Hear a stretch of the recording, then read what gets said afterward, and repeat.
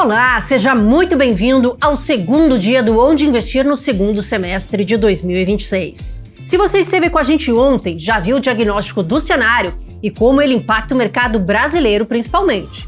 E hoje a gente avança para completar a construção do seu portfólio de investimentos. Mas independente se você está chegando agora ou acompanhando desde ontem, a ideia aqui é te ajudar a estruturar melhor o seu posicionamento para os próximos 6 meses. Vem descobrir onde investir no segundo semestre.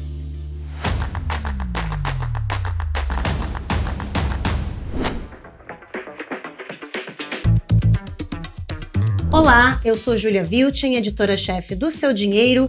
Seja bem-vindo ao painel de renda fixa do Onde Investir no segundo semestre. Eu estou aqui do meu lado com 2 especialistas no assunto que vão falar aqui sobre as oportunidades na renda fixa daqui até o fim do ano. Estou aqui do meu lado com o Alexandre Miller, sócio e gestor responsável pelos fundos de crédito privado da Leto Capital, antiga JGP Crédito. Seja muito bem-vindo, Alexandre. Obrigado. E também, do lado dele, a Laís Costa, analista da Empíricos, responsável pela área de renda fixa e pela série Os Melhores Fundos de Investimento, e que já esteve aqui com a gente antes. Quem esteve aí no primeiro programa já teve a oportunidade de ouvir a Laís. Olá, Laís, seja bem-vinda. Obrigada, é sempre um prazer estar aqui. Obrigada pela presença de ambos. Eu queria começar fazendo uma pergunta para os dois, falando um pouquinho aí de juros, de Selic e como isso afeta a renda fixa aí no segundo semestre. No início do ano, a gente tinha uma perspectiva de cortes de juros mais fortes aqui no Brasil, e agora o cenário mudou bastante, até pela guerra do Irã, e a gente está com uma perspectiva do juro terminar o ano mais alto do que a gente esperava anteriormente. Qual que é a visão de cada um de vocês sobre a trajetória dos juros até o fim do ano e como isso deve afetar a renda fixa daqui para frente? Queria começar com você, Alexandre. Legal. Eu acho que essa é uma afirmação que dá para atribuir um grau de convicção bem razoável. Com a escolha de política fiscal que a gente tem hoje do governo, resta pouca dúvida de que a gente vai conviver com juros altos, pelo menos pelos próximos 12 meses, né? Então a gente está falando de juros em torno de 14%, eventualmente um pouquinho para cima, um pouquinho para baixo, mas não deveria ser transformacional em termos de nível, né? O nível é esse, né? Me parece muito consolidada a matriz econômica nesse momento, tem aí o interesse em se manter os estímulos fiscais e de apelo popular, né, por conta de eleição. Então, para mim é dado que os juros vão continuar alto no Brasil no curto prazo. Então, isso vai mexer um pouquinho nas recomendações, nas conversas que a gente vai ter aqui hoje, mas a convicção é alta de que o patamar de juros é esse aí pelos próximos 12 meses. Aí. A nossa leitura aqui também é muito parecida, né? Então a gente tem basicamente mais um corte na Selic. A gente acha que o Banco Central, ele está propenso a cortar, ele quer cortar, a despeito da gente não achar que existe um espaço técnico, na verdade, quando você olha a inflação. A última reunião do Copom que a gente teve, nossa leitura foi bem essa, né? O exercício de comunicação que o Banco Central fez ali, muito em prol de justificar a continuação do corte de juros. Então, a gente acha que ele vai continuar cortando, então, mais uma de 25. E aí para, né? Ele já falou, inclusive, né, na comunicação, em algo, né, uma trajetória entre pausas e continuação do ciclo ali. A gente acha que é mais um corte, aí a pausa, mas a gente não acha que ele vai voltar a cortar novamente, né?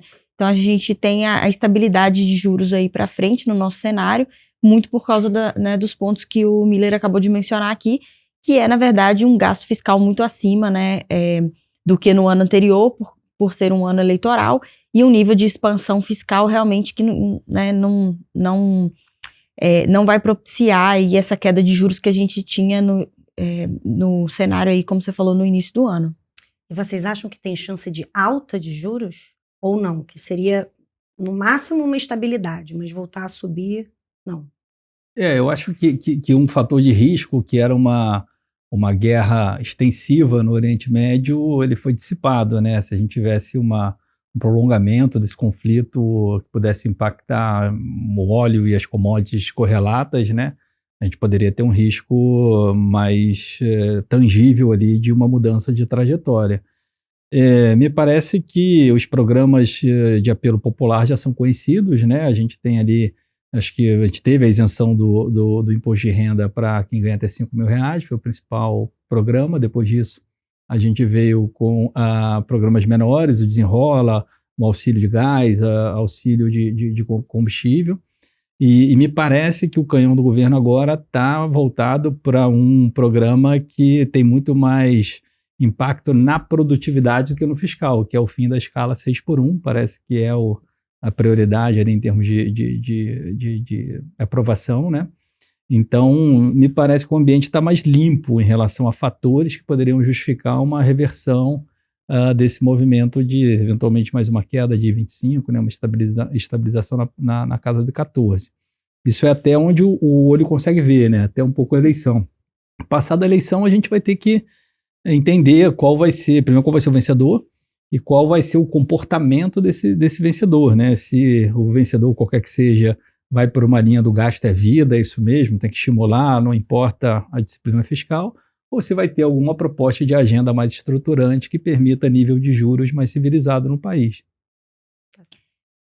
Acho que complementando um pouco aqui, se você olhar, o mercado chegou a colocar alguma probabilidade pequena, né, de alta de juros já, na Selic. Eu acho que é muito uma conta de chegada para a inflação, né, no horizonte relevante, mas eu também não vejo o Banco Central fazendo esse movimento, primeiro porque eu acho que ele está propenso a cair juros e não aumentar juros, então eu acho que essa conversa de aumentar juros, ela está mais distante. Acho que é um ambiente um pouco mais leniente em relação à inflação, por isso eu não acho que tem isso. E o ponto que o Miller falou também é muito importante, né? Entender qual que é a política que vai ser exercida depois, a política econômica que vai ser exercida depois das eleições, né? Que vai determinar muito, né, essa precificação aí também dos juros, desses juros aí de política monetária, né?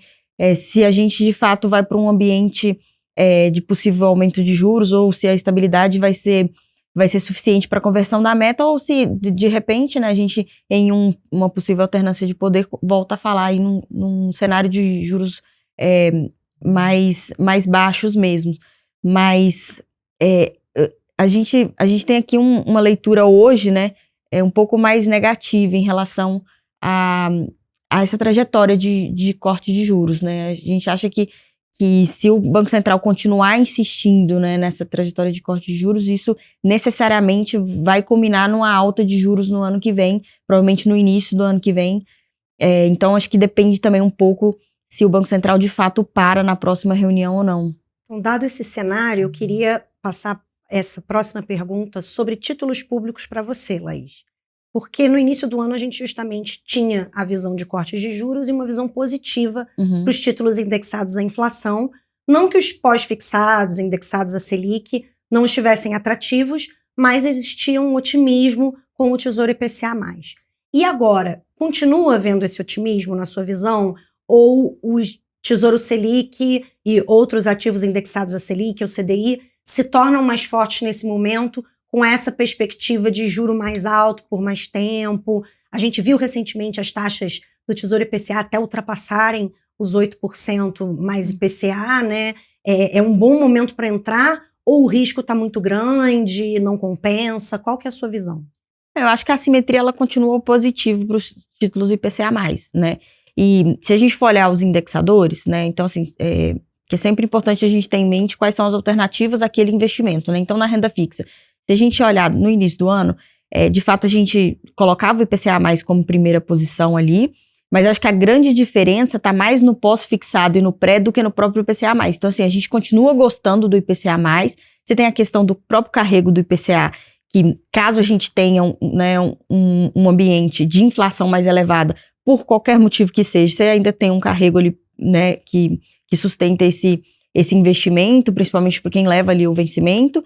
Você tem um valuation atrativo, que é a questão do juro real, que a gente acha que realmente é atrativo nesse nível de 8%, principalmente mais ali no meio da curva, porque a parte mais longa da curva, ela não está com o prêmio de duration, né? Então, assim, você não está sendo remunerado por segurar por mais tempo aquilo. Então, a gente ainda continua gostando. Acho que a grande alteração foi a questão dos pré-fixados. Eles nos pareciam mais atrativos no início do ano, justamente por uma perspectiva de que possivelmente a gente cortasse, inclusive, mais do que era precificado no início do ano, na curva, né? Então a gente estava com uma visão mais positiva. Obviamente não tinha no radar essa guerra, né, que teve diversos fatores que afetaram diretamente a inflação. Enfim, são vários fatores que foram se desenrolando ali além do próprio cenário político interno, então questões globais. E o pós-fixado, que naturalmente perderia essa atratividade, aquele 1% ao mês, toda aquela narrativa que é muito... ela tem um psicológico muito forte, principalmente na pessoa física, quando a gente pensa aqui nos instrumentos, né, de pessoa física, ele sim passa a ser um pouco mais atrativo, né? Porque dado que você não tem volatilidade, um instrumento muito simples de você fazer a alocação, você acaba fazendo com que ele... na minha opinião, hoje seja mais atrativo do que o pré-fixado, né? Nesse ambiente olha, possivelmente a gente para de cortar, não sabemos como é que a política monetária daqui para frente e a eleição está muito próxima. Então, talvez essa proximidade ali com as eleições faça com que você não tenha tanto incentivo para partir para o pré-fixado nesse momento, né? Certo. Sobre crédito privado, a gente teve aí uma série de eventos nesse primeiro semestre, né? Uma onda de resgates com os investidores insatisfeitos com o retorno que os fundos venham dando. A gente teve uma série de empresas pedindo recuperação.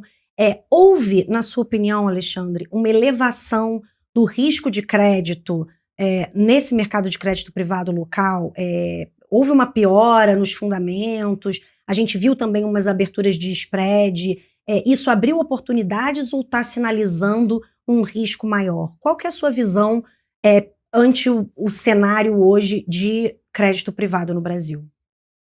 Tipicamente em finais de ciclo de alta de juros, os mercados de crédito se apertam, né? Na verdade, esse é o objetivo de política monetária.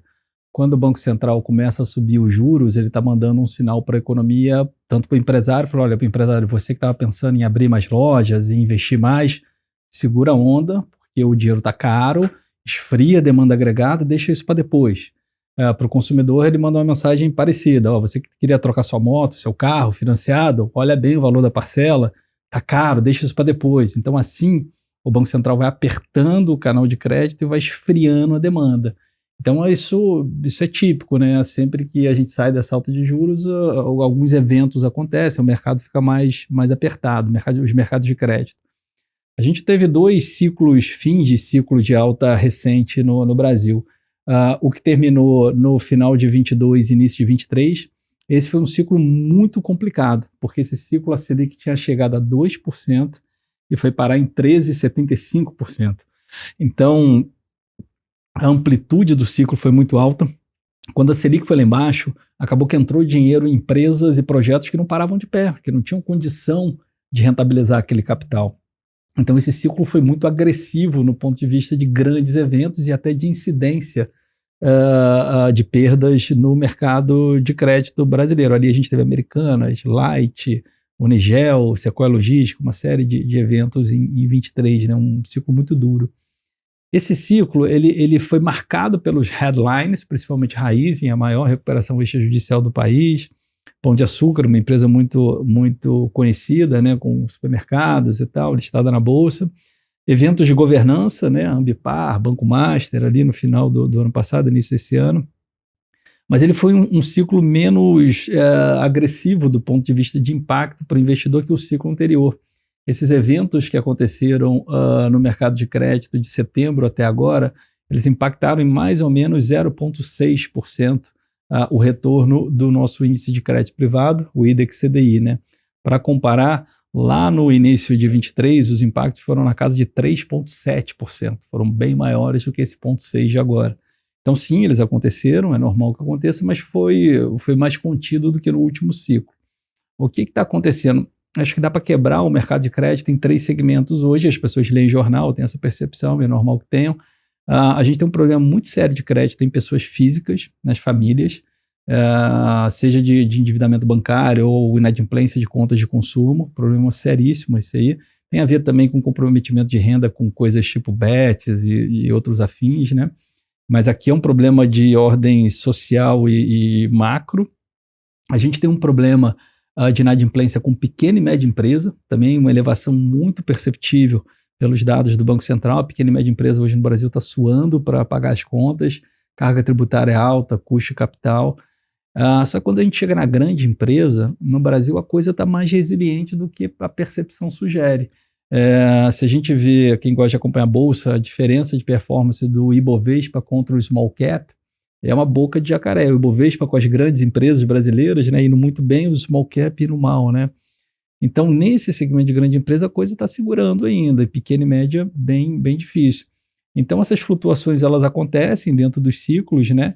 E o índice de crédito privado em si, o IDEX CDI, ele está com retorno já acima do CDI acumulado no ano. E em algum momento ali entre março e abril, realmente ele teve bem fraco, ele chegou a render cerca de 20% do CDI só, mas de março para cá ele engatou uma boa recuperação.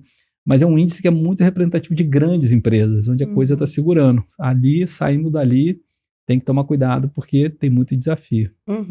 Mas nessa parte de grandes empresas, então, a normalização já ocorreu, na sua visão? Eu entendo que sim, porque, repara, a grande empresa, ela é muito menos afetada pela Selic do que a percepção sugere.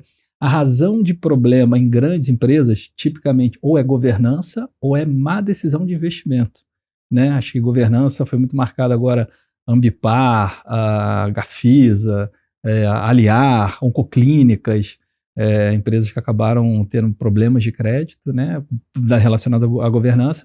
E Raízen, que eu acho que foi muito emblemático, no final do dia, foi um problema de má alocação de capital. A Raízen investiu muito dinheiro no chamado programa de etanol de segunda geração. Dentro da agenda de transição energética da Shell, eles investiram quase 20 bilhões de reais em um projeto que não se provou viável economicamente. E nessas grandes organizações faltou um executivo para levantar a mão, chegar lá no pessoal da Europa e falar, gente, isso aqui não para de pé. E a turma foi continuando, até que se viu que o projeto era inviável. O exemplo parecido foi o Unigel também em 2023, com uma planta de fertilizante. Então, grande empresa em geral é isso, ou é má decisão de investimento, ou é problema de governança. O problema de governança, o lado bom dessa confusão toda que a gente teve no Brasil, é que se limpou muita coisa enrolada, né? Então já está relativamente bem mais limpo do que estava antes. E má decisão de investimento, o mercado hoje está muito duro, né? Ele não está dando mais margem, então já está meio precificado, ou já teve um downgrade de rating, já está mapeado, não tem muita gente com margem de manobra. Então eu acho que não devemos ter mais grandes eventos desconhecidos, tem alguns que ainda precisam ser resolvidos, já estão mapeados até o final do ano. Legal. Queria continuar no tema crédito, mas agora direcionar para a Laís uma pergunta sobre FIINFRAs, porque você sempre teve uma posição de recomendar FIINFRAs, que são os fundos de debêntures incentivadas, principalmente aqueles fechados, né, negociados em bolsa, porque eles são isentos de imposto de renda e normalmente indexados à inflação. Então eles ofereceriam aí uma proteção melhor contra a alta da inflação, né, do que até mesmo os próprios títulos públicos, né, porque não tem a tributação ali sobre a inflação. Aí o que eu queria saber é se essa sua visão se mantém, porque a gente teve também uma abertura de spreads aí nas debêntures incentivadas recentemente, e eu queria saber como que está a sua posição para os FIINFRAs daqui para frente até o final do ano, tendo em vista esse cenário. Legal. A parte de FIINFRA, assim, começando do final para frente, né, a gente continua gostando sim dos FIINFRAs, principalmente esses listados, né? Então, só lembrando, por que a gente gosta dos FIINFRAs listados, né? Primeiro, para a pessoa física, o FIINFRA ele é isento de imposto, né? Tanto na parte do rendimento quanto eventual ganho de capital, né? Embora esse mercado já tenha se corrigido, né? E as defasagens, né, o ágio e deságio, né, que a gente chama em relação à capital patrimonial, ele reduziu com o tempo, né, então não tem grandes descolamentos mais como ocorria no início, mas você ainda consegue ter e eventualmente você ainda conseguiria uma isenção nesse ganho de capital, então isso já é um ponto que a gente acha positivo. O segundo ponto, o fato dele ser fechado, você não precisar ter venda ali de papéis que naturalmente se tornam também mais ilíquidos quando você tem eventos de crédito e, né, movimentos de resgate em massa dos fundos abertos. Então, esses fundos fechados, eles têm essa facilidade ali também, que o gestor não precisa vender a qualquer custo para pagar os resgates, né? E a própria liquidez do fundo em si, né? Para a pessoa física, você vende, se desfaz disso com muito mais facilidade, mais habilidade do que um D30, D60, que quando a gente olha, até numa forma analítica, quando vai para um fundo aberto, é até preferível que ele não seja de liquidez tão pequena, porque acaba retroalimentando um problema em eventual ciclos de resgates. Mas então você tem essas vantagens todas para a pessoa física, então a gente continua gostando do produto em si, a gente acha que é um bom produto, né? Outro ponto é a própria gestão ativa, né? Então, assim, você ter, através de um investimento com um valor baixo, né, de investimento ali, por volta de R$100, uma carteira diversificada, com nomes que possivelmente a pessoa física não encontra também, né? Então, você tem um nível de diversificação, de controle e de gestão ativa que a gente acha que é muito benéfico para a alocação da pessoa física. Agora, a questão dos spreads no ano passado, acho que vale a gente relembrar que, assim, você teve uma compressão muito forte dos spreads de infra, né? E aí, essa compressão, ela além de ter sido por questões de mercado, ela foi acentuada por uma questão regulatória, né? Que era o possível fim dessa isenção ou redução, né, dos incentivos. Eu acho que eles continuariam incentivados porque a alíquota ainda seria pequena, mas o fim da isenção, na verdade, desses investimentos para a pessoa física, que levou a uma corrida muito grande para a pessoa física entrar, porque em tese até essa MP ela caducar ali, ela caducou no início do segundo semestre do ano passado, o investimento que você faria ainda se manteria isento daí para frente. Então, a pessoa física fez uma alocação muito maior nisso, você viu um fluxo muito grande, essa parte técnica fez com que esses spreads ficaram extremamente amassados, inclusive negativos, né? Ou seja, fazendo o gross-up, considerando, né, o retorno, obviamente ele ainda ficava um pouco acima da B de referência, né, do título público de referência, mas era realmente muito baixo. Hoje não, né? Você já teve uma correção muito grande a partir do fim dessa MP, né, quando ela caducou. Então, o mercado já veio corrigindo. Você teve questões também do próprio mercado de crédito privado, algumas que o Miller mencionou aqui esse ano. Você teve diversos fatores que fizeram com que esse spread hoje estivesse em níveis que a gente considera bem mais saudáveis. Então, tanto pelo lado do produto em si, como pelo lado da proteção com a inflação e pelo nível de spreads hoje, a gente continua gostando, acho interessante esse investimento. Legal. Então, eu queria amarrar a conversa que a gente teve aqui e fazer aquele resumo de onde investir em renda fixa no segundo semestre. Queria começar pelo Alexandre falando aí das oportunidades no crédito privado, enfim, o que você está vendo aí para o segundo semestre, onde investir, que tipo de veículo, se você tem setores ou até empresas favoritas que você possa mencionar, para onde o investidor caminha dentro do crédito privado? Eu acho que a atenção com os produtos de eficiência tributária ela é muito importante, porque com juros muito altos, né, como a gente estava comentando aqui, o impacto do rendimento com ou sem a incidência do imposto é muito relevante. Então, os produtos incentivados seguem, acho que muito atrativos vis-à-vis outras alternativas, né? Os produtos que permitem diferimento de come-cota também ajudam no acúmulo, no reinvestimento do capital. Então, eu destacaria os fundos de previdência, que também são veículos muito eficientes para o planejamento familiar e tal, para a questão de sucessão e outros aspectos. Então, muito olho vivo em produtos que tragam essa eficiência tributária. Eu acho que em breve a gente vai ter a possibilidade de ter ETFs de crédito mais acessíveis no Brasil. Isso vai ser legal para o investidor também, que é uma alternativa sem incidência do come-cota, onde o investidor pode comprar e vender com liquidez em bolsa. Também deve ser uma novidade que deve estar disponível em breve. E do ponto de vista de empresas e setores, está difícil sair dos campeões. As empresas grandes no Brasil estão ficando cada vez maiores, né? Então, duas empresas que hoje são representativas no IDEX, no índice de mercado do mercado de crédito, que são Localiza e Redditor, difícil não ter títulos dessas duas, né? E setorialmente falando, eu diria que infraestrutura, que eu tô com a Laís, acho que os ativos de infraestrutura no Brasil estão passando por um processo agora de regionalização, com PPPs, com aeroportos regionais, com rodovias de menor porte, né? E tudo isso está demandando um capital muito, muito grande para ser financiado, e boa parte desse ciclo de investimento está chegando no mercado de capitais via debêntures incentivadas. É claro que é mais difícil para o investidor fazer diretamente, são ativos menores, menos conhecidos, então talvez os fundos realmente ofereçam uma curadoria, uma diversificação, um instrumento que funcione melhor para a pessoa física, mas setorialmente eu destacaria a infraestrutura. Legal. Laís, quais são as suas recomendações na renda fixa, então, aí para o segundo semestre? Eu vou ser, então, complementar ao que o Miller falou, então vou partir, assim, acho que eu comentei até no início, né, a parte de títulos públicos, né, então a gente gosta mais do meio da curva entre 3 e 5 anos, a gente prefere esses vértices, que é onde a gente entende que tem uma gordura interessante e que também tem uma duration que agrada mais a gente, dado as nossas expectativas também de inflação e ciclo de juros no Brasil. E aí, para explorar, obviamente, você tem o Tesouro Direto, mas já juntando com um outro ponto que o Miller falou de ETFs, né, a gente também gosta de investimento através dos ETFs e a gente recomenda aqui o PAC G11, né, que é o ETF aqui do BTG, justamente desses vértices intermediários. A gente acha que é um bom veículo de investimento, fácil acesso, liquidez, enfim. A gente gosta bastante para explorar esse meio da curva quando a gente está falando de títulos públicos aqui. Legal. Tá ótimo, gente. Muito obrigada aí, mais uma vez, a Laís. Muito obrigada, Alexandre Miller, da Leto Capital, por trazerem aí esses insights de investimentos.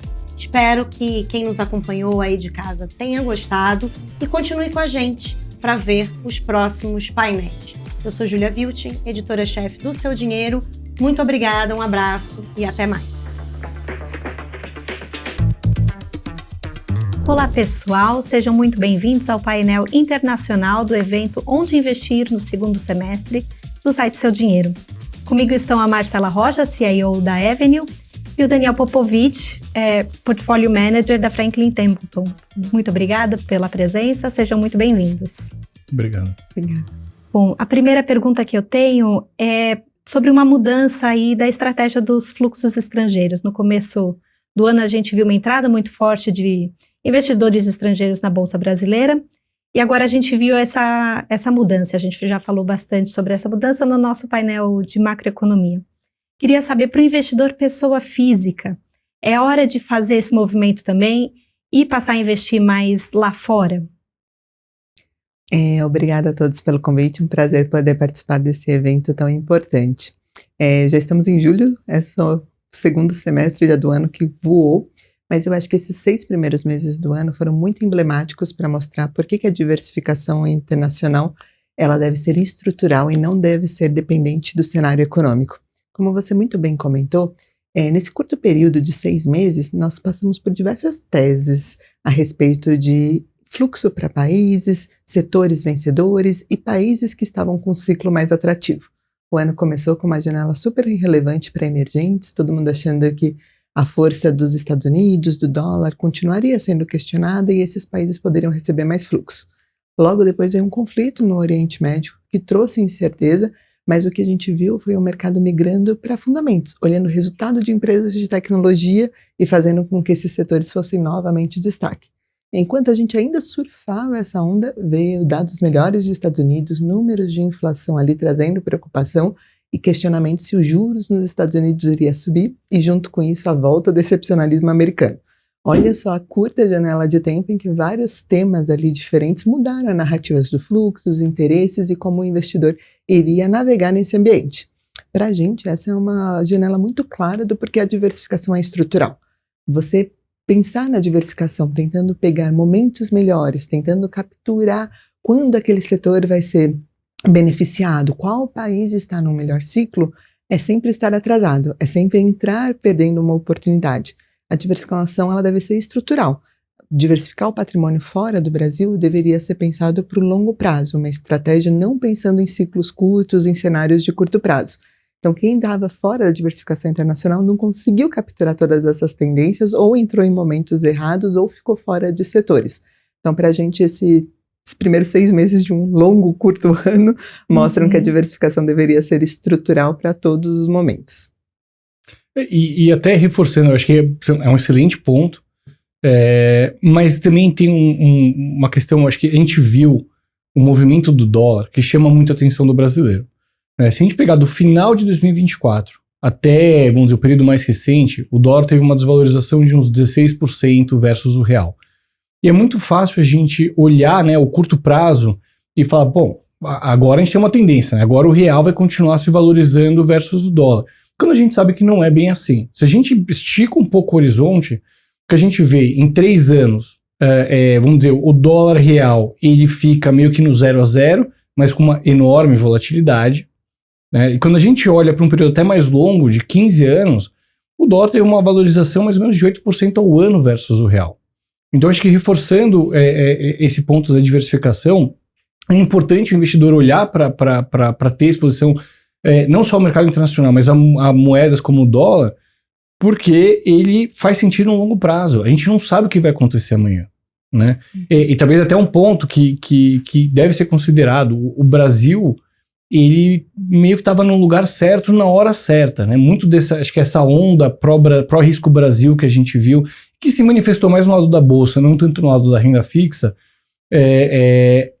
ela talvez está mais ligada ao contexto macro que a gente viu. A gente está passando por uma série de mudanças e o Brasil, vamos dizer, nesse caso, estava bem posicionado, principalmente com a desvalorização do dólar e o apetite do investidor internacional por mercados emergentes. Tinha também uma questão do Brasil, acho que o Brasil também, vamos dizer, estava bem posicionado com o choque de energia, mas colocamos isso para pensar que no longo prazo o investidor ele tem que considerar vários aspectos, tem que considerar diversificar seus riscos e ter em mente que a gente não sabe o amanhã. A diversificação ela vem justamente para endereçar esse ponto. Bom, e o S&P 500, um dos principais índices de ações lá nos Estados Unidos, ele está em níveis históricos, chegou a ultrapassar ali os 7.600 pontos. Ainda existem oportunidades para investir em ações americanas, tem empresas baratas que a gente ainda pode encontrar, ou acabou essa onda nesse momento? Ele certamente continua fazendo sentido. Nós temos uma visão bastante favorável ao investimento em bolsa nos Estados Unidos e por fundamentos. Quando a gente fala da bolsa, eu acho que a gente tem que considerar alguns aspectos. Um deles é o crescimento de lucros corporativos. Quando a gente olha o crescimento de lucro precificado pelo mercado, a gente vê algo em torno de um crescimento de 20%, que ele é bastante atrativo, mesmo em níveis históricos. E quando a gente considera aí os últimos anos, não só a economia americana tem mostrado uma grande resiliência, mas o setor corporativo nos Estados Unidos tem sido incrivelmente resiliente. Também tem aí o tema da inteligência artificial. As grandes empresas que estão ali promovendo toda a evolução na tecnologia são empresas americanas. Tem o lado de semicondutores na Ásia, mas, vamos dizer, as empresas desenvolvendo os principais modelos são empresas americanas. Então a gente vê uma combinação de um macro bastante forte, bastante resiliente. Quando a gente fala até de macro, entrando nos detalhes, a gente vê um desemprego ainda bastante baixo nos Estados Unidos, ou seja, um mercado que está aquecido.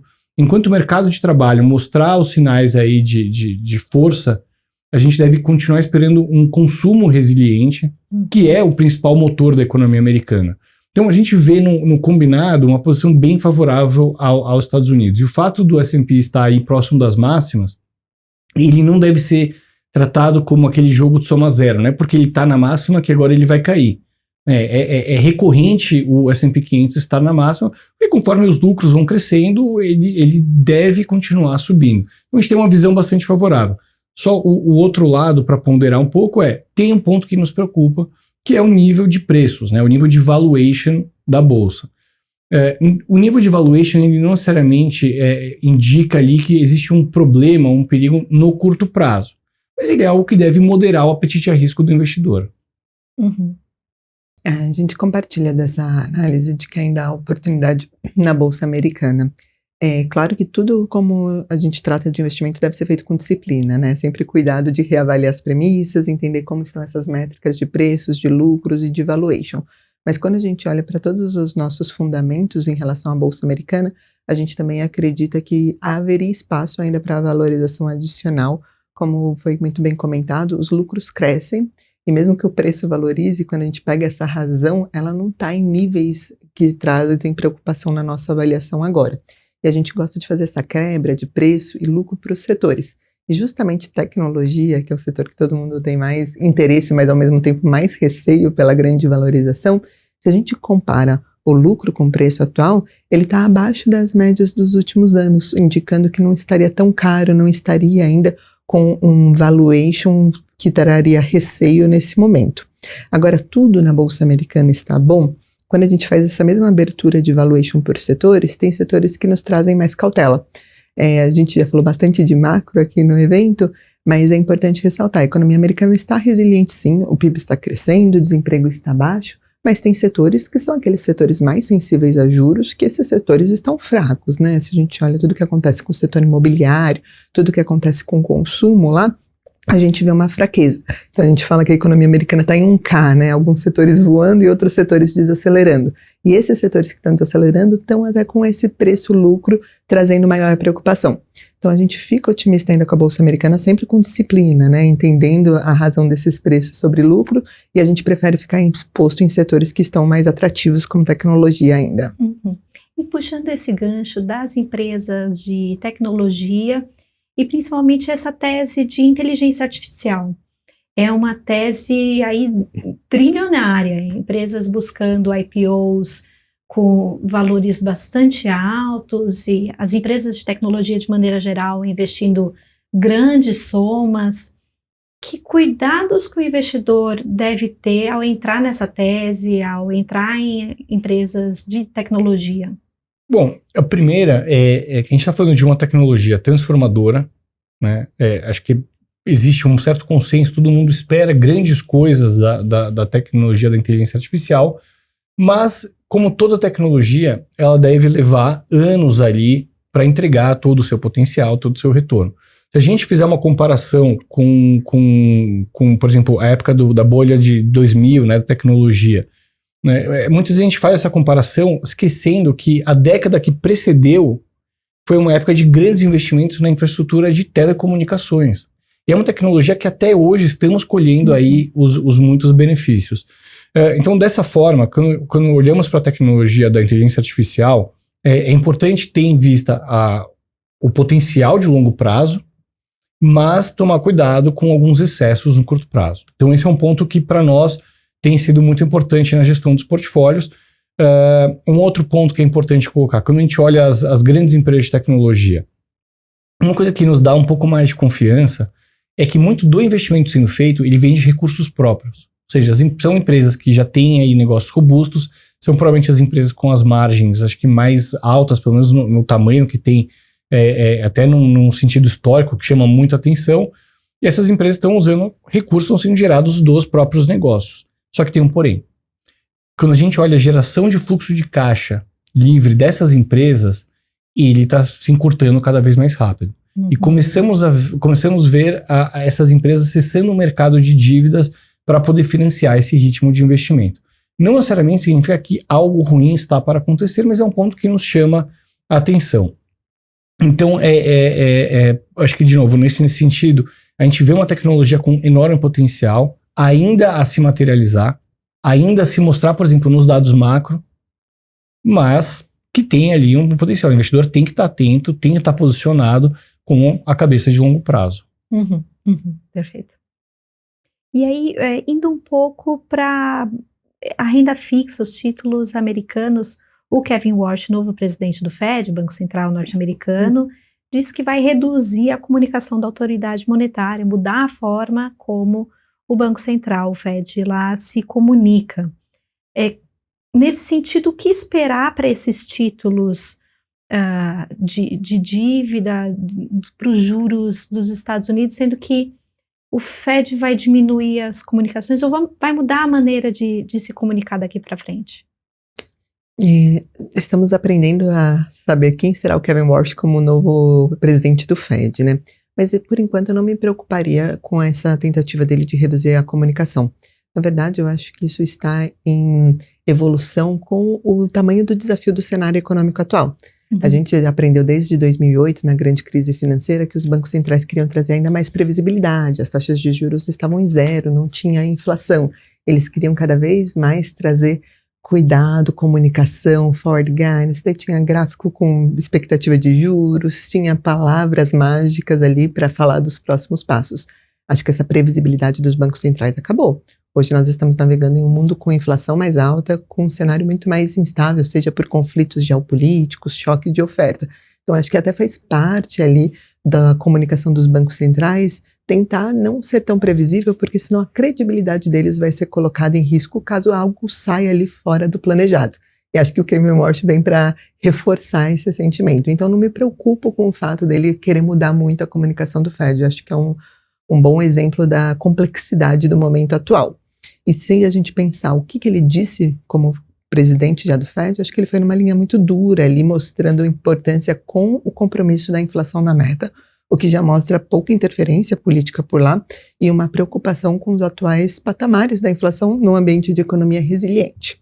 Então, se a gente não está preocupado com credibilidade do Fed, nem com comunicação, como se posicionar em renda fixa, né? Na nossa avaliação, tudo relacionado a curto prazo ainda, a gente prefere ficar neutro. É complexo o ambiente. E aí, quando a gente olha ali a distribuição de votos do Fed, a gente vê como existem teses e narrativas para tudo quanto é lado. É uma economia que está forte, mas como eu falei, com composição setorial completamente diferente. Tem setores muito fracos e os setores que estão ali fortes são setores que não dependem da taxa de juros. E são setores que podem trazer ganhos de produtividade, ou seja, fazer os Estados Unidos crescer sem gerar inflação. Olha que ambiente complexo. Se a gente pensa em relação à inflação atual, ela está sim mais alta que a meta, mas ela ainda está contaminada pela guerra, pelo choque de oferta. Mas se a gente olha ali o núcleo, excluindo alguns setores, a inflação está até desacelerando. Então, quando a gente pensa em curto prazo de renda fixa, a gente não duvida que o Fed possa subir os juros, caso seja necessário, caso daqui 2 ou 3 observações a gente não veja a inflação arrefecendo, ou o mercado de trabalho volte a apertar, como o último dado mostrou. Então, a gente prefere ficar com exposição baixa nesse momento. Agora, para os títulos de renda fixa de longo prazo nos Estados Unidos, a gente tem cautela e a gente ainda vê possibilidade dessas taxas abrirem. Essas taxas já chegaram a bater mais de 4,5% o título de 10 anos dos Estados Unidos, e a gente não seria surpreendido se voltasse a ter uma elevação. Economia forte, inflação acima da meta, um banco central que pode subir os juros, e como nós estamos falando de governos gastando mais, dívidas altas. Então, lá no longo prazo, a gente prefere ficar de fora e no curto prazo, esperar alguns meses para ter um melhor desenho do que será a política monetária. E o investidor brasileiro, ele ainda está subalocado nesses ativos internacionais, tanto a renda fixa quanto a renda variável. E como que o brasileiro deveria pensar nessa fatia de investimentos na carteira geral dele? É uma fatia que deve crescer aí ao longo dos anos? Como que deve ser essa composição da carteira com os ativos internacionais? Certamente o investidor brasileiro ele deve considerar expandir aí a parcela de investimentos internacionais na sua carteira. E tem algumas razões que justificariam isso. Talvez a mais importante delas é realmente a diversificação. Mas quando a gente fala de diversificação, vamos pensar assim, eu sou um investidor que tem preferência por renda fixa. O que vai acessar crédito, negócio de crédito. É possível esse investidor ter exposição a crédito internacional e deixar até a questão do câmbio um pouco de lado. Existe a possibilidade de fazer um investimento com o hedge cambial e ele transforma os retornos, né, que vêm lá de fora em algo compatível com a dinâmica do mercado local, muito, vamos dizer, atrelada aí à dinâmica do CDI. Então, só por isso já faria muito sentido o investidor considerar essa diversificação para você não estar com todos os ovos no mesmo cesto.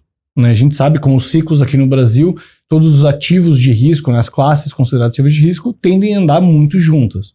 Então, isso já seria uma ótima diversificação. Fora isso, tudo que a gente vê acontecendo no mundo, a gente falou, né, bastante inteligência artificial, tem outras tendências em todo o investimento em infraestrutura que está sendo feito, tem uma série de transformações acontecendo. O investidor, ele quer fazer parte disso, né, e vai participar através da renda variável. Então, se o investidor quer ter esses retornos superiores no longo prazo, ele quer participar das tendências que estão acontecendo, a renda variável internacional, ela também faz muito sentido. Eu acho que, e podemos ir até além. Uma das classes que nós gostamos muito, e que o brasileiro também gosta, é a classe dos multimercados. Né? Lá fora, a gente chama de hedge funds, mas aqui também a gente vê uma indústria de multimercados que tem passado por uma série de desafios. Quando a gente olha a performance do IHFA nos últimos anos, ela vem sofrendo versus o CDI, mas quando a gente olha lá fora, a gente vê um ressurgimento muito forte da indústria de hedge funds, né? Muito rico em termos de diversidade de estratégias, né? Com diferentes níveis de tomada de risco, e o investidor que tradicionalmente tinha multimercado e gosta da classe, ele não precisa abandonar a classe, mas ele pode olhar para fora e também fazer esses investimentos. De novo, quer exposição cambial? Faz sentido a exposição cambial? Vai lá e investe com exposição cambial. Hoje é muito fácil fazer isso. Não quer a exposição cambial? Então tem muitos veículos, e acho que cada vez mais teremos veículos desse tipo de estratégia sendo oferecidos no mercado local, e ele pode acessar com um hedge cambial e, vamos dizer, usufruir da diversificação que essa classe de ativo oferece para o portfólio. Então, dito tudo isso, faz todo sentido continuar aumentando. O mundo é muito maior. E eu até adicionaria, né, além do mundo ser muito maior, assim, a porta de entrada para setores, para países que a gente não tem exposição no Brasil, né? É importante ressaltar para todos os brasileiros que investir lá fora não é apostar contra o Brasil, é você ter a possibilidade de apostar onde é que você não tem acesso. E aí muitas pessoas perguntam, mas eu preciso diversificar, né? A gente já tem várias evidências de que essas classes de ativos trazem retornos descorrelacionados do Brasil, trazem retornos que até melhoram a sua carteira. Mas um outro ponto importante é o brasileiro sempre lembrar que a vida dele já está em dólar. Às vezes as pessoas falam, mas eu moro lá fora, eu não vou estudar lá fora, eu não tenho família lá fora. Mas se a gente pega aquele estudo da FGV que tenta ali mensurar quanto da nossa cesta está atrelada ao desempenho da moeda, são de 16% a 18%, dependendo da classe aqui. Ou seja, tudo computador, tecnologia, medicamentos, alimentos, combustíveis, tudo isso é influenciado. Então, quando a gente pensa em diversificar, a gente não pensa em diferentes mercados, diferentes lojas, porque alocar, então, o seu patrimônio 100% se sua vida depende do que está acontecendo lá fora, né? E aí a gente fala, é um momento ideal. O brasileiro está muito, muito subalocado, né? A gente fala, o ideal é no mínimo 16%. Os dados mostram que só 2% do patrimônio do brasileiro está lá fora, ou seja, 98% dentro do mesmo país, dos mesmos setores que andam todos iguais. Então a gente está muito atrasado, e eu acho que esse primeiro semestre é só uma evidência do porquê da importância de diversificar. E falando em diversificar, a gente falou sobre o Fed, Banco Central dos Estados Unidos, a gente falou sobre a Bolsa Norte-Americana, mas o mundo é maior que isso, né? Quais outras empresas, setores, mercados, países vocês enxergam como oportunidade, além dos Estados Unidos, que o investidor pode acessar daqui do Brasil? Claro. A gente sempre acompanha o que acontece em outros países, porque é isso, né? É uma porta de acesso ao mercado americano para investir em setores e países. Hoje a gente fala muito de tecnologia, como isso que é algo real, estrutural e que é secular, que ainda vai durar muitos anos. A gente discutiu muito lá nos Estados Unidos se já está caro, se está barato, a gente tem oportunidades.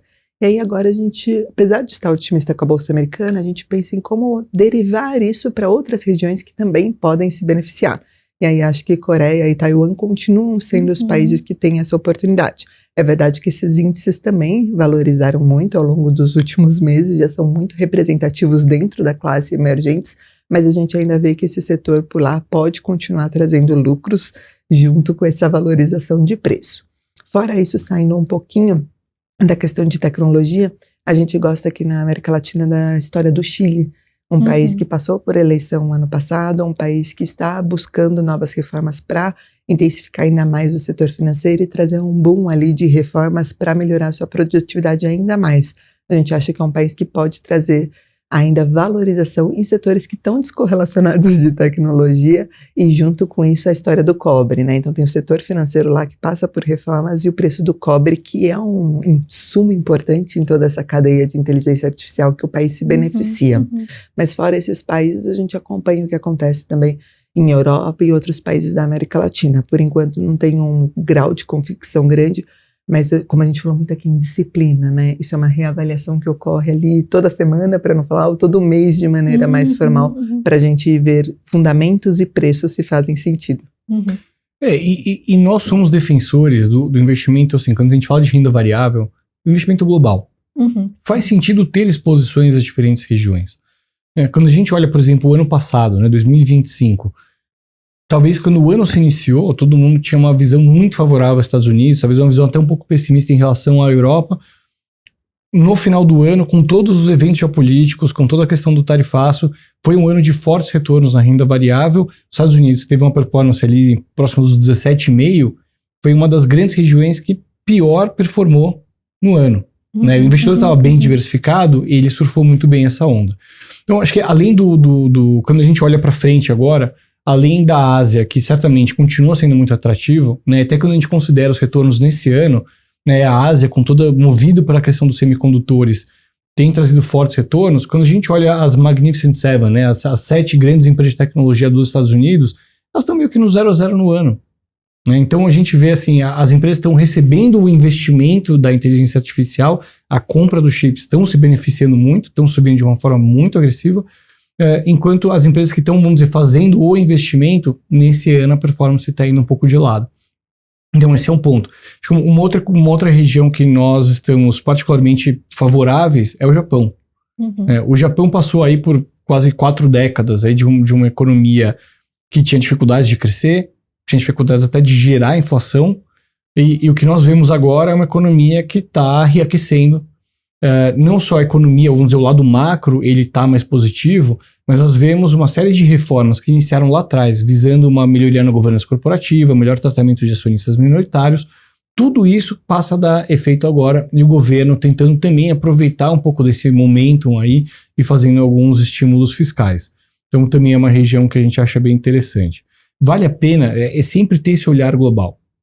Né? Os Estados Unidos, eles vão continuar sendo super importantes. Se a gente olha os principais índices globais, os Estados Unidos é pelo menos 63% a 70% dos principais índices, mas muitas oportunidades vão continuar existindo nas outras regiões. O investidor tem que estar atento a isso. E por fim, a pergunta que dá nome ao nosso evento: onde investir no cenário internacional, no mercado internacional, no segundo semestre de 2026? A gente continua acreditando que Bolsa Americana seria ali o ativo que pode refletir melhor toda essa questão de tecnologia e transformacional de inteligência artificial. É uma tese, na nossa opinião, real, estrutural, secular, que ainda vai trazer muitos benefícios. Estamos acompanhando com lupa as empresas que estão fazendo o melhor trabalho, como as empresas estão fazendo, mas o setor em si, a gente ainda vê uma possibilidade de valorização e, adicionalmente, setores que vão se beneficiar da tecnologia, né? Então, tudo ligado à energia, infraestrutura, setores que conseguem já capitalizar, como saúde, biotecnologia também. Então, a Bolsa Americana seria a melhor forma, na nossa avaliação hoje, para investir no segundo semestre, mas sempre pensando em disciplina, processo, reavaliação dessas convicções ao longo do tempo. Acho que a gente está pensando parecido, né? A gente também tem uma visão bastante positiva para a Bolsa, tá? E aí eu vou colocar a Bolsa de forma mais ampla. Também, os Estados Unidos é uma das principais regiões aí favorecidas dos nossos portfólios, mas a gente gosta muito de mercados emergentes. A gente também tem uma visão mais favorável para Japão, onde a gente tem um pouco mais de receio aí, a gente tem um underweight nas nossas carteiras, acaba sendo a região da Europa, ou até algumas regiões como o Pacífico ali, Austrália, a Nova Zelândia. A gente está um pouquinho para trás. Mas acho que de forma geral a gente vê esse movimento, né? O macro continua dando sinais de resiliência, mesmo com o choque de energia que a gente viu com o fechamento do Estreito de Hormuz. A gente vê ainda indicadores que mostram uma atividade econômica saudável, né? E outros indicadores de mais alta frequência que indicam que as coisas devem continuar ainda resilientes, pelo menos pelos próximos 6 meses. O lado de fundamentos corporativos, muito bom, né? E aí, de novo, os Estados Unidos continua sendo um grande líder nesse sentido. Então, tudo isso ele reforça a nossa convicção em Bolsa, olhando para os próximos 6 meses. Obrigada, gente. Obrigada pela participação de vocês no painel.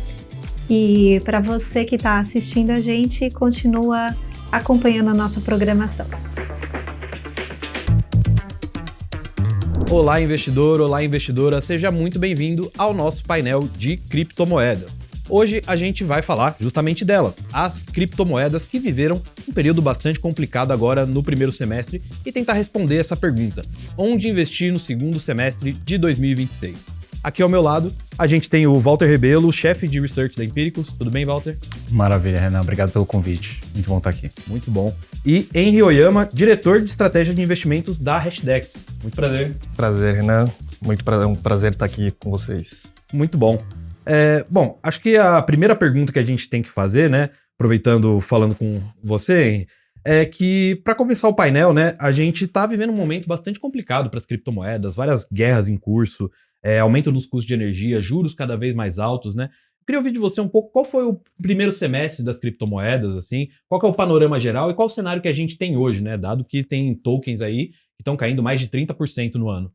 Não, legal. Eu acho que talvez nesse ciclo de 2026 a gente gosta de recortar em 3 grandes eventos, né? A gente teve um início de ano bastante positivo, com cripto subindo ali em torno de 14% ali no início de janeiro. Mas, efetivamente, ali, bem em meados de janeiro, a gente viu um grande evento macroeconômico, geopolítico na prática, que foi o início do conflito Estados Unidos e Irã, né? Isso mudou bastante as expectativas de um ano que era bastante promissor do ponto de vista de risco. E a gente viu um grande detachment ali, um grande descolamento entre os metais e cripto se comportando muito mais como um ativo de risco, né? Isso quebra um pouquinho da primeira tendência, que depois fica ali um tempo meio lateralizado, e aí vem uma segunda grande notícia, que é efetivamente quando o nome do Kevin Warsh aparece no cenário macroeconômico, né? E para a indústria de cripto que estava esperando um ajuste monetário, uma flexibilidade, né, monetária ali e uma potencial injeção de liquidez, isso é bastante frustrado, e o mercado que estava bastante alavancado acaba sendo liquidado durante esse período, né? Isso tudo resume muito da queda que a gente vem acumulando até aqui, né? De lá para cá, diversos outros eventos aconteceram. Curiosamente, até a gente teve o efetivo ataque dos Estados Unidos ao Irã, que fez com que, vamos dizer, cripto até de certa forma esboçasse alguma recuperação, mas diante do cenário atual, né, macroeconômico, geopolítico, de quebras de expectativas, né, e, obviamente, uma narrativa muito mais forte, ele competindo do ponto de vista de atração, que são os cases ali de inteligência artificial, tivemos um cenário bastante desafiador do ponto de vista de preço, né?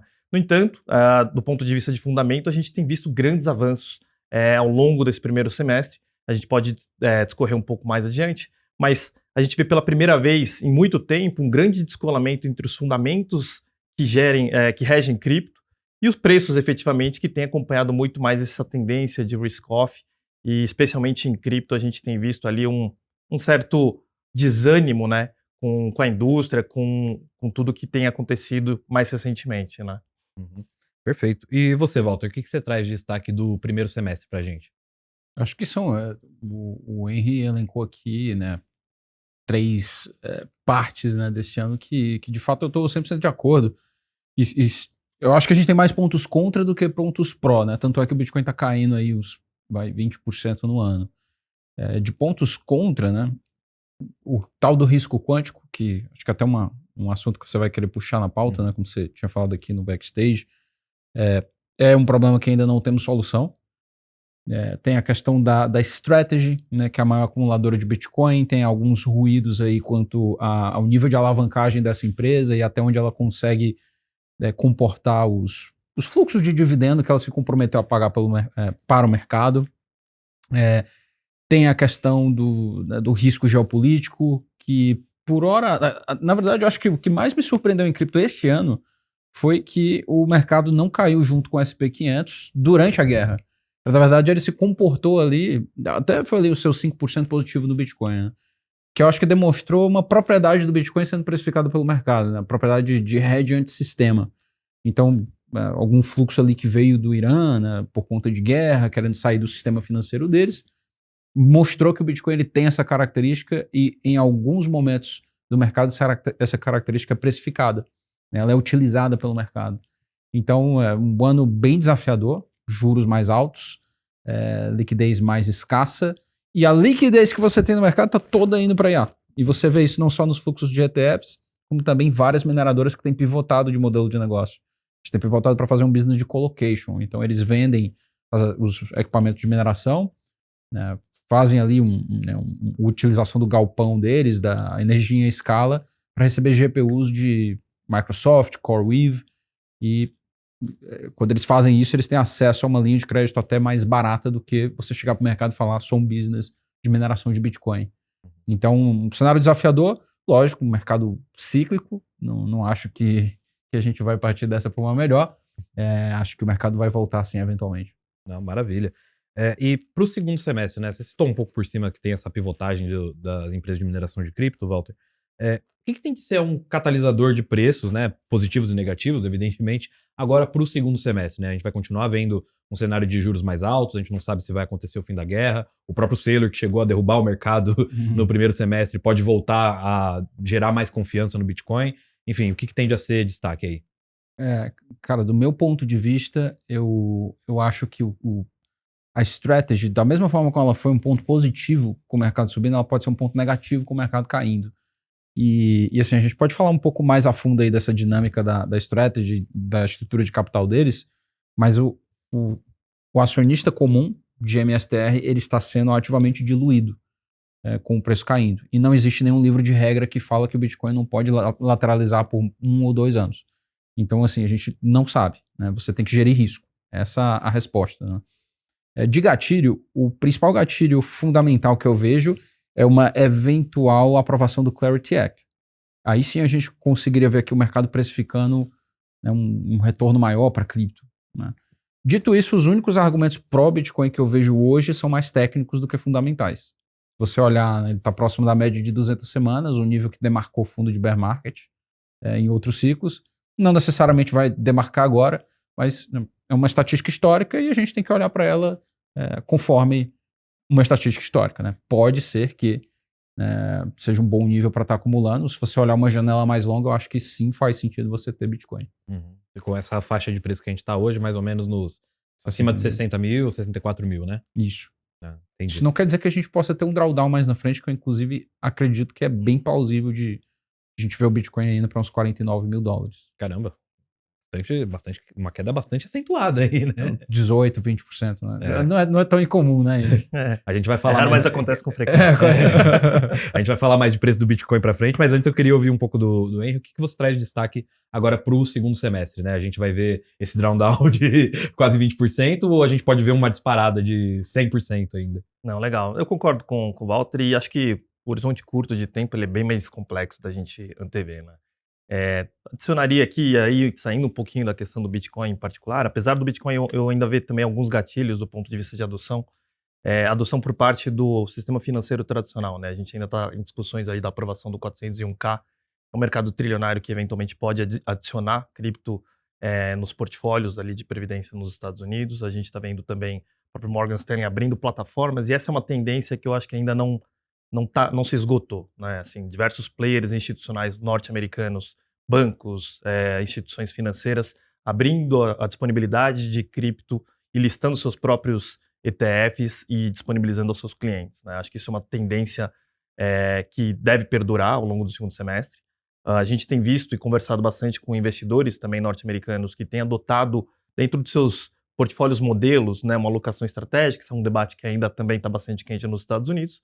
E acho que ele se desconecta, de certa forma, ali com as próprias idiosincrasias de cripto, né? Se você adiciona isso de forma estrutural dentro de um portfólio, a tendência é que ele vá comprando e seguindo a própria regra ali de alocação dentro do próprio modelo, né? Então, acho que isso é uma força que pode aí ajudar um pouco evitar, né? Ajudar a evitar o drawdown, mas também ser uma compra adicional ali em torno dos próprios ETFs e produtos regulados, né? Só que saindo um pouco, e aí eu concordo com o Walter também que o grande gatilho talvez seja o Clarity Act, no backstage ou nos reguladores atuais a gente tem visto uma mudança bastante relevante e já sendo implementada pelos reguladores atuais, né, da SEC, da CFTC especialmente, dando essa clareza em termos de taxonomia, de listagem, né, se antecipando um pouquinho ao próprio Clarity Act, né? Óbvio que ter uma lei é muito mais forte, muito mais robusta e muito mais difícil de ser alterada no médio prazo, mas a própria atitude e atuação dos reguladores atuais, a gente entende que é extremamente positiva e benéfica, principalmente para o desenvolvimento da tecnologia e os seus fundamentos. Se o preço vai reagir imediatamente no segundo semestre ou não, difícil de antever. Mas é importante ir construindo, né, empilhando esses desenvolvimentos dentro ali da usabilidade de cripto de forma ampla, para que depois, eventualmente, os preços ali do que tiver certo possam fazer o catch-up ali em torno do fundamento, né? Então a gente vê com bastante bons olhos essa questão regulatória, né? Segundo semestre deve ser uma agenda bastante importante, seja aprovando o Clarity Act, seja alguns players tradicionais da indústria mostrando, né, a sua aplicação, o seu desenvolvimento de negócio em torno disso, isso tudo deve gerar algum noticiário que naturalmente vai criar uma narrativa, e a gente sabe bem que cripto também depende muito, né, desse entusiasmo, desse otimismo que no curto prazo está bastante difícil de ver. Entendi. O 401k que você citou é uma lei que permite, é uma lei complementar ao Clarity Act? Não, na verdade, 401k são os portfólios, né? A regra que rege os portfólios de aposentadoria do norte-americano, né? Ele tem algumas regras bem estabelecidas do que pode ou não ser investido lá. Sim. E a grande discussão é a inserção de cripto dentro desses portfólios voltados para a previdência, né, norte-americana, né? E uma vez adicionado, abre-se a possibilidade de todo americano ter um pouquinho de cripto dentro do seu portfólio, visando ali a sua própria aposentadoria. Entendi. Bom, ainda falando de alguns riscos, né? Agora no primeiro semestre, a gente viu a questão do perigo quântico, né? Por conta de um relatório do próprio Google falando sobre o risco da gente ter um computador quântico no bolso de cada um, mais ou menos aí, que seria capaz, inclusive, de quebrar a criptografia de algumas criptomoedas que estão armazenadas em endereços anteriores. Eu queria ouvir de você, hein, um pouco sobre exatamente esse assunto. Isso é um risco real? O Bitcoin pode cair, pode perder valor, inclusive, a partir desse risco quântico? Ou não foi muito espuma para pouco chope nessa história? Eu acho que ele é um risco real, até porque a gente desconhece o que efetivamente é a computação quântica, né? Então, tudo que ela é capaz de fazer, como que ela vai entrar no mercado, por quem que ela vai ser adotada, tudo isso são variáveis que a gente ainda não sabe responder agora. No entanto, do ponto de vista fundamental, eu confesso que eu estava mais preocupado com a computação quântica antes, justamente porque a gente não falava sobre o tema. Então, a famosa tese de cisne negro, ele deixa de ser um cisne negro a partir do momento que está todo mundo falando sobre o assunto. E a gente vê isso manifestado tanto nas perguntas dos próprios investidores, quanto até os desconhecidos de cripto, trazendo esse ponto, esse contra-argumento, o que faz com que, naturalmente, quem está com skin in the game, quem está inserido dentro do próprio ecossistema, esteja trabalhando ativamente em criar soluções, né? Estamos falando de um software que precisa de uma atualização. Em determinados casos é mais complexo, menos complexo de se instalar essa atualização ou de chegar num consenso do que essa atualização efetivamente vai ser, mas essa discussão ela é amplamente debatida já por players que estão dentro de cripto, por players que não estão dentro de cripto, o que faz e me deixa confiante de que a gente vai achar uma solução. Na verdade, as soluções já existem, e aí é um debate muito mais, talvez, de afinamento do que efetivamente instalar, do que aprimorar, mas eu diria que o fato da sociedade como um todo já está questionando isso, perguntando e olhando para isso, me traz muito mais confiança de que a gente vai chegar lá no momento computação quântica quase como foi o bug do milênio nos anos 2000, né? Então eu acho que o momento atual não tem uma solução clara, mas a discussão ela já está bastante avançada em vários dos protocolos, né? Nem todos eles vão estar, vamos dizer, bem preparados para esse tipo de risco. Eu diria que os principais ali eu tenho uma maior convicção hoje do que eu tinha antes desse tema se tornar tão quente, tão atual. Maravilha. E você, Walter, você tem medo do bicho-papão, do risco quântico? Eu acho que todo mundo tem medo do desconhecido, né? E é até um tema que é difícil de você discutir, né? Porque é muito nichado, é muito complexo. Você chegar em mecânica quântica, né? Você tem que estudar muita coisa para você chegar lá, né? Então, até de você entender o risco, né? O varejo que investe em Bitcoin é difícil, né? E eu simpatizo com isso. De fato, o Henry tem um ponto, né? Cara, se ninguém está discutindo isso, o perigo é ainda maior. Pelo menos agora a gente está discutindo. O Bitcoin ele tem um desafio peculiar, diferente do WhatsApp, diferente do Facebook, que são estruturas com governança centralizada. Né? Então a tomada de decisão ela é concentrada em poucos players ou um só player. Então você sabe que uma ordem ela vai ser cumprida, a hierarquia para baixo, muito mais rápido do que o Bitcoin, que precisa de uma série de conversas, alinhamentos entre diferentes participantes do mercado. Se você pegar uma atualização que com certeza é menos complexa do que essa, como o Taproot, que, se eu não me engano, foi a última. Me corrija se eu estiver errado aqui, pode ser que eu esteja falando de cabeça. Mas foi uma atualização mais simples, que demorou de 2 a 3 anos. E é mais ou menos esse o deadline que a gente tem de acordo com o Google. Acho que é um risco que já é precificado pelo mercado. Você vê fundos soberanos saindo, não estou falando de todos, mas a gente vê alguns alocadores de longo prazo tirando a sua exposição em Bitcoin porque não conseguem responder essa pergunta para os seus clientes.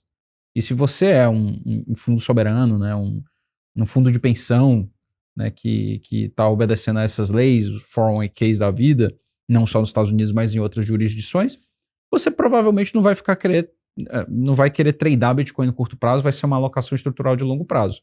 Ou seja, você quer respostas de longo prazo. Então, eu acho que esse aí eu diria que talvez o chefão final aí para o Bitcoin resolver. E eu estaria muito mais confortável de dizer que ele é uma reserva de valor de longo prazo se ele conseguir resolver isso. Perfeito. Outro risco que também foi importante que você citou, Walter, e aproveitando que a palavra está contigo, é sobre essa questão do Sailor, né? Da própria Strategy, que é a maior carteira privada de Bitcoin no planeta, né? Ele vendeu ali o equivalente a alguns milhões de dólares em Bitcoin, mas isso foi suficiente para afetar o sentimento do mercado de maneira extremamente profunda, né? Nem as compras recentes conseguiram fazer o Bitcoin voltar aos patamares anteriores, né? Na sua visão, isso tende a ser um gatilho agora de preço toda vez que o Sailor, né, falando da Strategy, toda vez que a Strategy vender Bitcoin, isso vai ser um problema para o mercado como um todo? Como é que você enxerga essa questão? Eu vejo que o mercado se demonstrou muito sensível a uma venda minúscula de Bitcoin. Eles têm mais de 840 mil Bitcoins no balanço. Os 32 Bitcoins é nada. Tanto é que em discussões online com outras pessoas, outros pensadores aí do mercado, né, eu questiono isso, né? Porque você fala de cobertura de Bitcoin. Porque assim, a conta da MicroStrategy é a seguinte, Strategy, né? Mudaram o nome. O foco deles é pagar o dividendo das preferenciais, né? Então aqui tomar a Strategy como o principal exemplo. Se ele não defender o dividendo, o produto meio que morre, o mercado já não gosta desse risco, muito provavelmente você vai ter uma reflexividade muito mais negativa se ele não pagar esse dividendo. Então, foco deles, dividendo. Depois, reservas de Bitcoin. Esse cara, ele não vai querer vender as reservas de Bitcoin dele, a não ser que ele precise. Os 32 Bitcoins são só para inocular o mercado, como ele falou no próprio call. Eu acho que isso é válido para mostrar ali para o mercado que você topa vender Bitcoin, mas aquilo ali também mostrou algo. Altíssima sensibilidade do mercado em adiantar que o maior acumulador marginal está desacelerando suas compras. Se esse caminho se inverte, se eles perdem um pouco dessa capacidade de emitir mais ações para pagar os dividendos, eu acho que o negócio ele pode degringolar e afetar preço de uma maneira bem saliente. Então, e aí tem um problema também que, na minha visão, eu acho que é o principal problema, partindo do cenário que o Bitcoin poderia lateralizar por muito tempo. Eu não estou cravando que isso vai acontecer. Eu sou um gerenciador de risco, então eu quero ver aqui os possíveis cenários. Se o Bitcoin se lateraliza por muito tempo, ele só tem uma saída, que é emitir mais MSTR, que é a ação comum. Ora, se eu sou um tomador de risco no mercado, por que eu vou comprar MSTR se eu sou diluído? Se o número de Bitcoins que tem no balanço hoje já é menor do que o valor de mercado desses MSTR. Hoje está em 0,86 se você considerar só MSTR, sem considerar os outros itens da estrutura de capital. Então, para mim, assim, eu acho um pouco complicada essa conta, porque o Bitcoin ele não gera yield. Então, a premissa desse negócio é o Bitcoin vai subir. Que eu acho que vai a longo prazo. Então, quando você compra alguma coisa da estrutura de capital da MicroStrategy, especialmente o MSTR, você está meio que apostando na habilidade do Sailor de navegar essa alavancagem que ele está contratando. Entendi. Henry, você concorda com essa teoria aí? Ou o mercado reagiu de maneira exagerada a essa venda? Não, eu concordo. Nossa leitura só difere um pouquinho ali na questão do que foi feito, por que foi feito. Que as vendas de 32 Bitcoins de fato foram simbólicas, mas eles quebram um paradigma que veio do próprio Sailor, né? Que nunca venda seus Bitcoins. Então, venda seus rins, né? Exatamente. Venda seus rins, venda sua casa, mas nunca venda seus Bitcoins.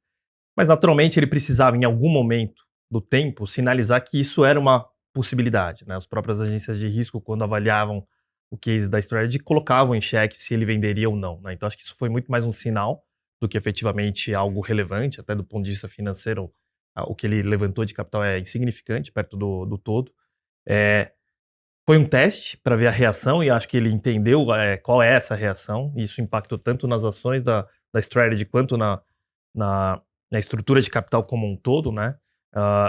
E eu acho que o principal ponto que foi observado ali e agora, né? Então, se a gente está passando agora por um momento de teste de estresse, gosto de considerar a Strategy como um todo um grande hedge fund, na verdade, né? Que faz um grande gerenciamento ali de da estrutura de capital e como é que ele ia lidar com o DPEG, que na verdade vamos dizer, está muito mais ancorado por expectativas do mercado em relação às atitudes da strategy do que efetivamente o mecanismo, né, por trás do instrumento. Então, isso vem sendo testado. Acho que a manifestação que ele deu atualmente, né, inclusive anunciou hoje, de levantar capital, mostrando que ele ainda tem acesso ao mercado de capitais, robustecendo ali as suas reservas, pelo menos inibem um pouco aqueles atores que iriam apostar contra ele. Então, quanto mais capitalizado ele tiver, mais ele conseguir demonstrar que ele ainda tem esse poder, né, de levantar capital quando necessário, seja emitindo mais dívida, e ele pode eventualmente voltar para a estrutura de dívida anterior que ele até anunciou que ele poderia encerrar, mas o mais importante ele consegue acessar o mercado de capitais, levantar dinheiro e aí defender qualquer parte da estrutura ou não. Né? Então acho que esse vai ser um grande dilema, o mercado vai ficar testando bastante o Saylor ali, o Saylor de certa maneira ele fez ali o seu teste justamente num momento onde ele ainda tinha margem de manobra. Acho que seria muito pior se a gente fosse descobrir esse teste com um mercado muito mais deprimido, com um caixa muito mais comprimido e sem acesso ao mercado de capitais. Como o resto do mercado ainda tem uma certa euforia, ainda tem um apetite a risco manifestado inclusive nos próprios IPOs recentes, eu acho que foi um momento ali importante para ele fazer esse teste, percebeu que não dá para brincar tanto com isso, né, na nossa visão, e eu acho que agora ele está navegando um pouco mais atento a esses cuidados que ele precisa ter dentro dessa dinâmica, de novo, de um hedge fund que está também trazendo acesso para players que ainda estão impedidos, né, de investir. A gente tem um pouco dessa manifestação também quando a gente conversa com clientes, tem muitos que gostariam de estar posicionados em cripto, mas o que impede eles a terem qualquer tipo de acesso é a própria volatilidade. E o Saylor meio que empacota essa volatilidade e manifesta de outras formas, né, com um dividendo mais alto, com um pagamento recorrente de cupom que muitos investidores buscam também. Então, o mais importante é manter essa máquina funcionando e, vamos dizer, equilibrando esses conflitos de interesses, entre aspas aqui, do detentor da strategy que está buscando ali mais bitcoins por share, né, por ação da strategy, versus aquele que está preocupado único e exclusivamente com o seu pagamento, com o Saylor honrando os seus compromissos ali do ponto de vista de pagamento das estruturas, sejam elas de dívida, sejam elas das preferenciais. Entendi. Muito bem. A gente está chegando aqui no final, né? Então, Henry, aproveitando que a palavra está com você, né? A gente quer responder justamente essa pergunta, né? Onde investir no segundo semestre? Sejam criptomoedas ou setores, e fazer a pergunta que é para humilhar todo mundo que trabalha com o mercado cripto, né? Que é qual a perspectiva de preço do Bitcoin até o final do ano, né? Se ele vai subir, vai cair, se as perspectivas são boas, são ruins, enfim. Responder essas duas perguntas aí eu deixo para você primeiro. Legal. Eu acho que onde investir em 2026, naturalmente a gente vê hoje uma simetria muito positiva para aquele que não tem uma posição em cripto, iniciar a sua posição em cripto. A Hashdex especificamente defende muito o início dessa posição através de um beta, né, de uma cesta, de um índice, que tem a sua diversificação, que tem a exposição, mesmo que seja de cauda, a diferentes teses também que não ancoradas única e exclusivamente ao próprio Bitcoin, né? Mesmo o Bitcoin, no momento atual, ele também mostra uma simetria bastante grande. Então, para aqueles que não entraram, e a gente viu um apetite muito grande no segundo semestre do ano passado, quando o Bitcoin estava a $120 mil, refletir um pouquinho. Se a 120 você estava tão animado, será que a 60 e poucos mil dólares você não deveria estar reconsiderando ou considerando ainda mais isso? Lógico que o mercado vai ser desafiador para você tomar essa decisão, mas é justamente nessas horas que vêm as oportunidades, né? Então, você acredita que é o momento de revisitar o portfólio? Se você não tem nenhuma posição, acho que ainda continua sendo bastante caro estar com zero, principalmente diante de um cenário onde os demais ativos estão bastante bem precificados, né? Beirando ali discussões em torno de exageros. A cripto na contramão, né, sofreu desde do segundo semestre do ano passado até aqui um ajuste severo de preço, mas que do ponto de vista de desenvolvimento, de adoção, de discussões, tem se mostrado um mercado muito mais maduro, né? E descorrelacionado no final das contas. Eu sei que em determinados momentos parece que ele está correlacionado, mas atualmente a gente até está discutindo o oposto, né? Então, cripto era muito correlacionado com a empresa de tecnologia, só que as empresas de tecnologia continuaram desempenhando super bem e cripto não.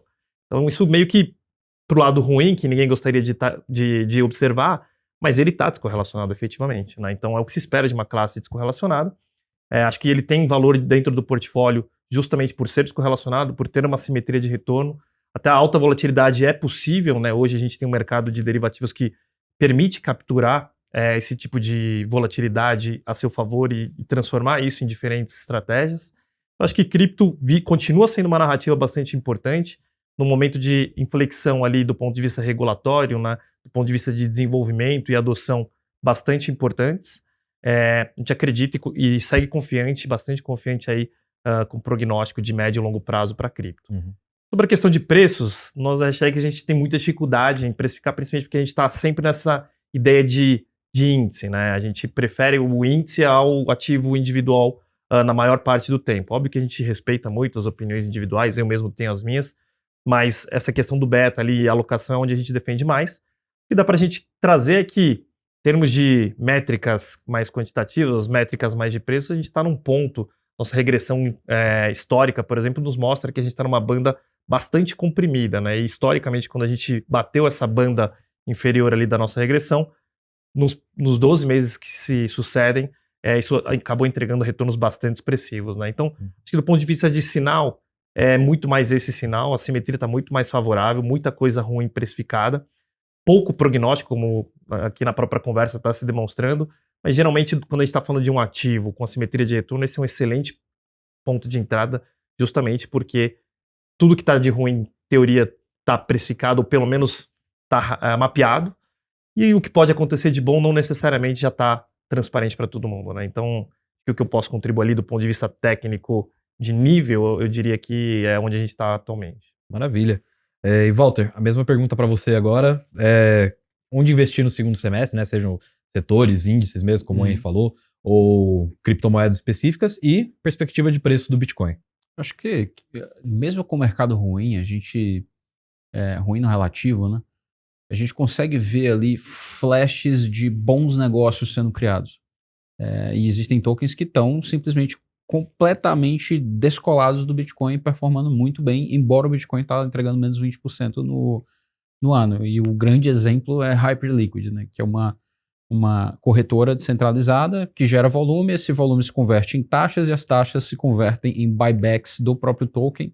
Um token que foi muito bem estruturado, que tem pouco venture capital, não tem nenhum venture capital por detrás dele, né? Então, diluição comparada a outros tokens que a gente viu sendo lançados ao longo de 2023 até 2026, uma estrutura muito melhor, muito mais saudável. E um negócio que tem crescido em usuários, né? Foi um token que nós listamos no BTG Pactual, está disponível lá para todos os clientes, a gente já fez trade idea, deu super certo com Hyperliquid, e está também, acredito que na maioria das nossas carteiras automatizadas, inclusive a Crypto Momentum, que é uma carteira automatizada voltada para esses fatores quantitativos e que tem entregado um bom alfa contra o Bitcoin. Quanto à perspectiva de preço, cara, eu não vou cravar nenhum preço, mas como eu calculo aqui o risco-retorno atual seria de 2x. Vou explicar o que eu quero dizer com isso. O tanto que você pode ganhar é 2 vezes maior que você pode perder, na minha visão hoje. Um cenário ruim, a gente continua seguindo para 49 mil, onde é o próximo grande suporte, depois dos 63, 60 mil. E o tanto que você pode ganhar, e aí eu já estou mais aqui no achismo mesmo, não tenho nenhum nível aqui de acumulação que eu estou observando, mas eu acho que é razoável a gente tradear até os 90 mil por aí, até o final do ano.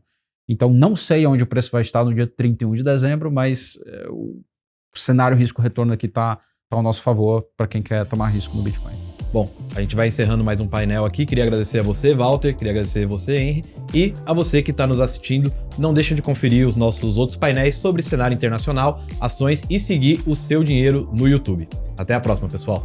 A gente chega ao fim do nosso Onde Investir no segundo semestre de 2026. Foram 2 dias de muito conteúdo e fatores que devem influenciar as suas decisões daqui para frente. Mais do que apontar uma direção, a ideia foi te dar a visão de economistas, gestores e analistas sobre os investimentos para a segunda metade do ano. E a partir disso, você consegue ajustar a sua estratégia com muito mais clareza. Obrigada pela sua companhia nesses 2 dias. E claro, todos os painéis ficarão disponíveis aqui no nosso canal para você rever quando precisar. Até a próxima!